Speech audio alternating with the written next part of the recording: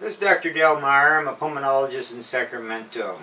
We've had some recent discussions on the cigarette tax in this area, and I'd like to discuss that briefly from a medical and administrative point of view.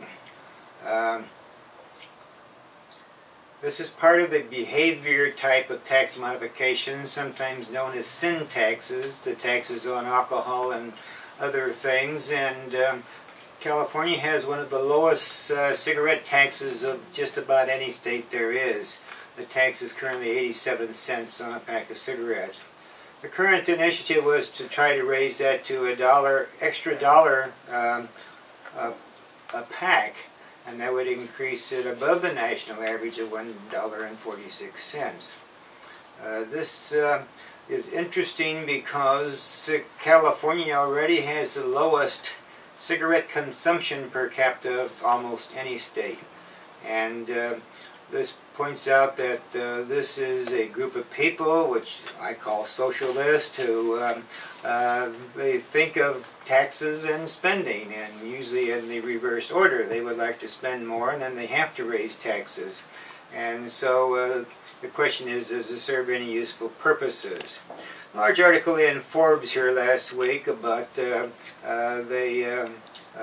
don't understand logic and the way human behavior works, and these things have never really done exactly what they thought they would do.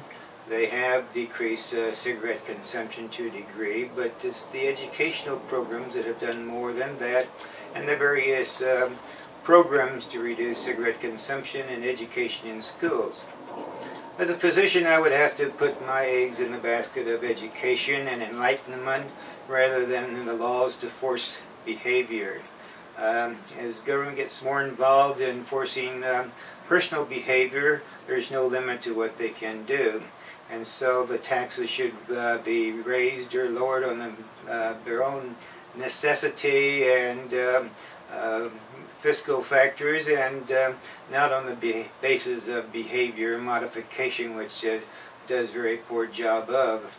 The other interesting thing is Willie Brown, who was a assembly speaker in California for decades until term limits came in, had an interesting statement that if this proposition passes, there will be an open sesame for all the Indian reservations and the places where don't have to charge taxes to have a big black market on cigarettes, and so everybody could go down to the various Indian casinos and get their cigarettes relatively cheap while they gamble their money and life savings away.